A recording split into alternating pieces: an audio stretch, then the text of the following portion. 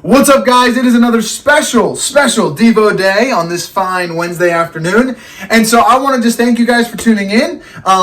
This week's devotional is going to be special as it is Easter week or Passover week, and as we prepare for Easter that is fast approaching this weekend. So take a couple minutes, tune in, because today we are going to talk about margin. We're going to talk about margin. When I think of the word margin, maybe some of you have heard me use this phrase in different capacities. It's the idea of having extra or built-in time for unexpected, for things that may not be planned.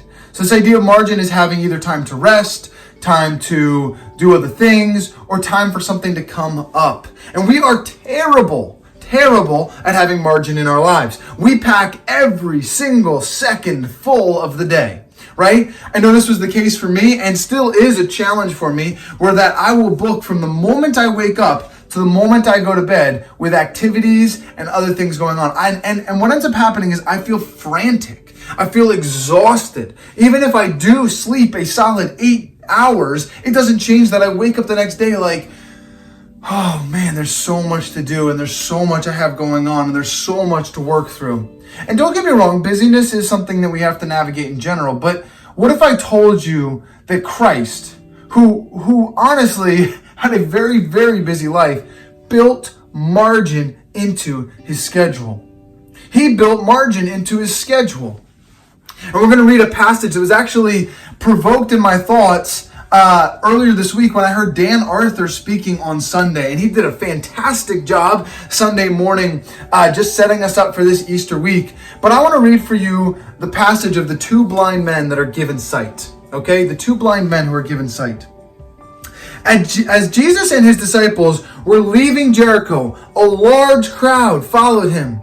Two blind men were sitting by the roadside, and when they heard that Jesus was going by, they shouted, "Lord, Son of David, have mercy on us." The crowd rebuked them and told them to be quiet. But they shouted all the louder, "Lord, Son of David, have mercy on us." Jesus stopped and called them. "What do you want me to do for you?" he asked. "Lord," they answered, "we want our sight." Jesus had compassion on them, touched their eyes. Immediately they were given their sight and followed him. Now you may be asking, okay, John, how does this story of Jesus doing a miracle relate to margin? Well, I want to ask you guys a question. Have you ever felt the prompting of the Holy Spirit to do something considerate or nice for another individual? Maybe you're driving and you see someone on the side of the road, or you see someone that you could help, or maybe it's not driving, maybe it's at school, maybe you're walking through the hallways and you're rushing to the next place, and so you see someone who needs help, maybe picking up books, helping something else, but you're so busy you don't have time to stop. Or maybe even sadly, you don't even have time to recognize the needs of others because you're so busy doing other things, getting to your next place. I know in my own life, I've felt challenged with this on numerous occasions, where I've clearly felt the prompting of the Holy Spirit. John, stop. Help this individual. Help that person with whatever.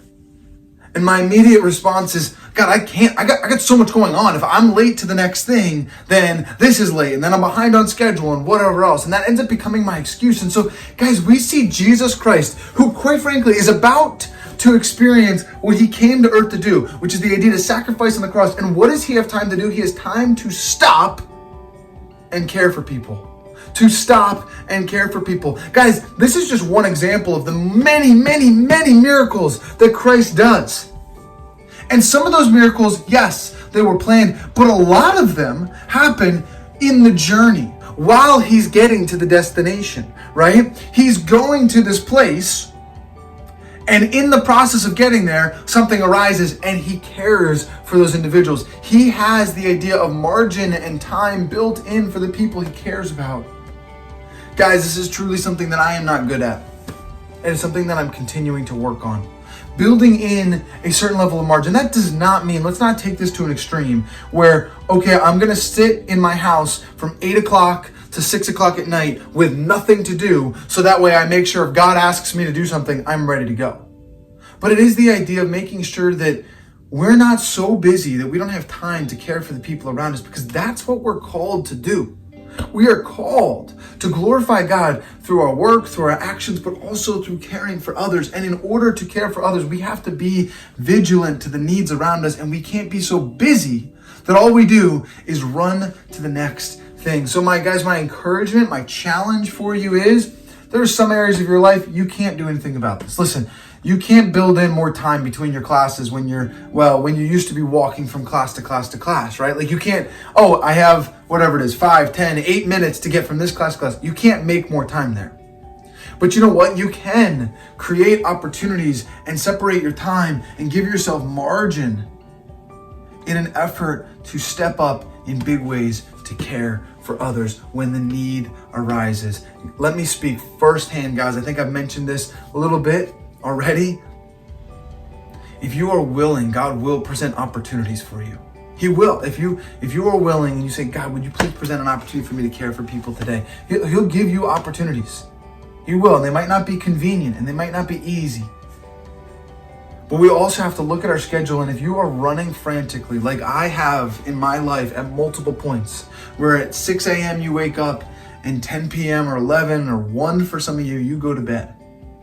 And that entire time is booked with phone calls, meetings, agenda items, and whatever else. If that whole time is booked and something comes up, you may miss an opportunity to be a part of God's mission. That doesn't mean that God can't still do it. That doesn't mean that God still won't work. It's just that you miss the opportunity to be a part of his mission in that way of caring for others.